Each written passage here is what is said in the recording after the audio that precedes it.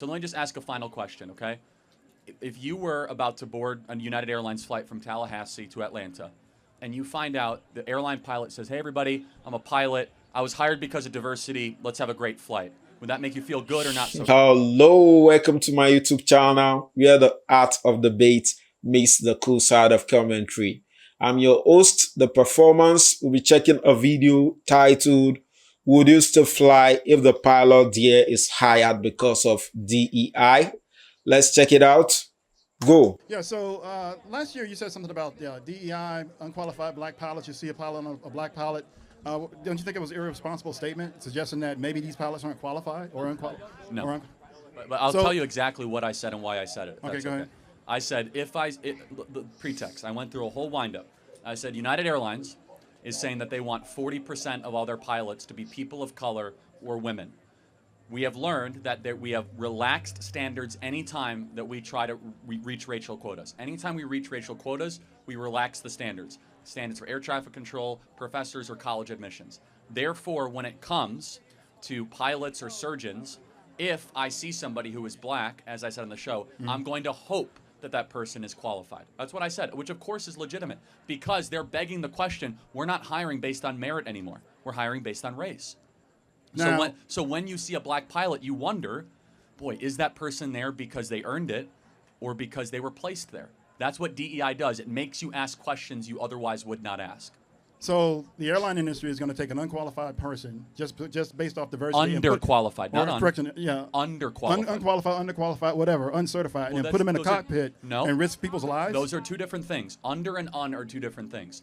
Of course, United Airlines will not take someone off the side of the street and put them into a pilot. But in order to reach a 40% goal, they might cut corners. They might accelerate the process in order to reach a goal. We know this through all sorts of DEI examinations and projects over the last 10 years. You have to choose in life.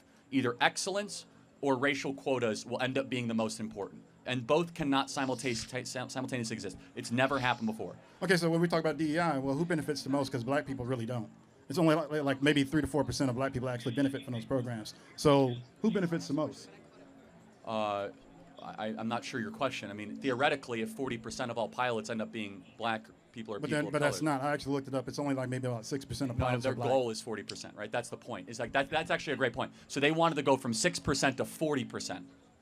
And so you have to wonder, boy, you go from 6% to 40%, there's going to be a relaxing of standards. Okay, I guess the way let me see if I can rephrase this. So essentially, when you talk about DEI, affirmative action, or anything to that effect. I'm against all of it, yeah. Okay, yeah, and that would be fine. The thing is that now it's actually referenced as a slur against essentially if you see a black person in a position or minority or whatever, the assumption is that that person is not qualified when literally, and you have to be qualified in order to even to get in that position. Well, so let's take college admissions. So this is a great example. At Harvard, we learned because of new revealed documents that black students were having test scores that were 30 to 35% lower than their white counterparts. Okay. And so, therefore, if you saw a black kid at Harvard, it's a fact that they were not having the same test standards as their white counterparts. Still doesn't matter. The kid has to get through. He's got to get through the classes, do the tests, do all the research. Well, and they actually pass drop out everything. at a greater rate, too. But the point being is just the idea that they were there, number one, took a spot from an otherwise qualified individual that might be white. And they were not there on the same merits. So what we want is the same rules for everybody. You're making the assumption that they're not qualified in order to get in. In order to even get there, It's not be the considered. assumption. It's the data. So, for example, it's literally at Harvard, you had kids with perfect SAT scores, perfect ACT scores that were white. So that makes a degree from Harvard worthless then. Well, you're exactly right. Yeah, actually, Harvard's degree is becoming more worthless because it's more race-based than merit-based. You're exactly right. Okay, now we talked enough about that. So in the past, you made statements about black privilege. So can you explain that to me and what it is? And Yeah, of how course. black I people mean, are it's getting over? easier for a black person to get into college than a white person. You get with lower test scores. It's called affirmative action. Okay, so that's been so college admissions has been affirmative action for college admissions has been struck down. Thank you. Yeah. So- I'll give you another example. What percentage of TV commercials have black people versus white people? I'm not sure about that, but About white 40 people are also in commercials. so I About don't- 40. Well, this is important. About 40 to 50% of all network TV commercials have a person of color right now. Mm-hmm. What percentage of America is a person of color?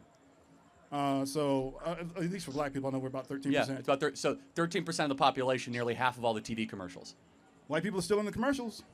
Yes, but underrepresented as proportional, though. The point being, I can give you another example. Easier to get corporate jobs. There are entire departments that are dedicated to just try and expand racial quotas. You know what would really would have fixed this from the beginning had you not had all the. So why do we have DI in the first place? Because this is the problem that creates. So why was DI necessary in the first place? Why was DI necessary in the first place? Or people, or at least the government thought it was necessary in the first place. Why do I think that it was? No, why would the government? Do you want my well-intentioned explanation or the? Whatever you got. I mean, DEI was obviously about trying to destroy the excellence of the country and elevate racial tribal politics. Okay, so if you don't have the racism, right, and then you'll need that program. So you eradicate the racism, and that eliminates the need for any kind of program. No, but if you have excellence, you're going to find the that best. tries to take people and put them in place because they're minorities. You want the best in everything. So let me just ask a final question, okay? If you were about to board a United Airlines flight from Tallahassee to Atlanta, and you find out the airline pilot says, "Hey, everybody, I'm a pilot. I was hired because of diversity. Let's have a great flight." Would that make you feel good or not so good? No, but I know he's still got to be qualified in order to fly that aircraft. But he said, "I was hired because of diversity," and you're like, You still got to meet the standards in order to get into the cockpit. well, again, we know because air traffic controllers and many others, they relax those standards. When you have a surgeon, You're saying that, but look, you're not. It does not make sense. It's irresponsible. Not only to say that, but to actually put unqualified people in and risk lives. But we know that's actually happening every day, and that's why it doesn't make sense. But racial quotas end up mattering more than excellence. When I go in for surgery, I want my surgeon to be the best surgeon, and here's where we can would agree. agree with that, We yes. want a merit-based society, not a race-based society. I say we should have started that way from the beginning, but at any rate, then the last thing, I don't want to hog the mic, but I'll just say That's this fine. last thing. So you talked about, black fathers, absentee and all this other stuff and everything else. I actually agree. Okay, more fathers in the home and everything else. That's wonderful stuff. The thing is that you also said, and I'm looking at some of your stuff previous, that there's a system in place that actually incentivizes women to make babies without husbands. It's a right? great society. Take that away, I and agree. then that problem essentially goes away. I agree. Now, I would ask this question also: what % of black men do you think are abandoning their homes right now? Well, as it relates? we know that it's actually 60 to 70%. Okay, then you'd actually be wrong because the CDC actually submitted a report in 2023 that says 54% of black men don't even have children. But that's 54%. Those So- are so no, you- no, no, you're- those are two different numbers, man. I'm talking about those that impregnate. Okay. Well, most black men are actually producing children within the construct of I'm marriage, talking right? about just the kids, because So obviously you're saying black men are getting married and then leaving their they're not families? getting married. That's the problem. What I'm What? saying is the data. I'm Sir, saying 2 out of 3 black men impregnate women and don't stay with them. Sir, I'm telling you that 54% of black men, according to the CDC study 2023 National Health Statistics Reports, literally says that 54% don't even have children. I know that's a complete different stat. Everyone knows what I'm saying and not what you're saying. That's a complete different. That's like a. So- what I'm saying is that if you have a black child, which obviously exists for some reason, right? Somebody did something to make that black baby. Okay. 2 out of 3 times, the dad will not be around. Fact. Done. All right. Yeah, it's only out of. Thank you. The statistics are actually out of only those who have kids. So you got black men who are married also. They're not abandoning their children and families at high rates. But that's not what I'm saying. I'm saying that the vast majority of black babies are born out of wedlock with abandoned fathers. Okay, so let's do this. Now, if that's bad for black It's babies, bad for all. It's bad for everybody. So then shouldn't that be your main line then? It is actually. Everywhere I go, I No, talk about when you dads. do it, you kind of focus on black men as if somehow we're the only ones that's part of that problem. Well, no, but it is a black men abandonment issue, of course. I mean, would you agree that's probably the biggest issue facing Black America is lack of dads? It's one of the issues. Okay, what is the biggest issue? I don't know. I haven't kind of thought That's about fine. that. I want you to think about it over the next couple of days. We as conservatives believe because we got a lot of problems. But I'll the breakdown of family, we believe, is the original sin of what's happening. We think that truth transcends color. It's true for white people, black people, Asians, Hispanics. Final thought. Okay, fine, good question. Good conversation. That's just my thing is when I hear you talk about it, it seems like you're framing it improperly, and then people are here saying that I'm doing it improperly. But No, I'm a black man in America. I That's know okay. something about I'm just offering you grace. I'm not saying that your number is wrong. I'm just saying that it's a statistic that wasn't necessarily relevant to what I was saying. So thank you very much. I All right. appreciate it. Thank you. it. Thanks for talking. Wow, what an interesting debate. You can tell at some point they come to agreement, though they weren't in agreement. But at some point, just close to the ending of the debate, he agreed with Charlie, with some of the facts Charlie stated. I believe people should be hired based on competence, not based on their skin color, not based on race, not based on sex, not based on religion. And anytime they try to meet racial quota, standard will be lowered. And anytime standard is lowered, it means the best people won't be hired.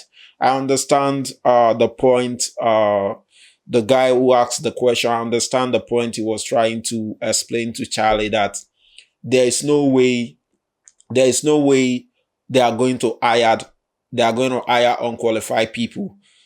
There's no way they are going to hire unqualified pilot or unqualified surgeon. They can't just go to the street and pick random people, or because they want to, or because of DEI. So by all means, they are going to hire people that have license for the job. So there's no way they are going to hire people that does not have license for the job, which means they are equally hiring qualified people. I kind of agree with him to some extent, and I also disagree with him, because they might hire people that have qualification for that job. They might hire people that have license for that job, but they are not going to hire the best people that are more qualified for that job. Same thing if I'm boarding a plane and the pilot in the plane is hired because of DEI. I might have to rethink, should I really be in this plane?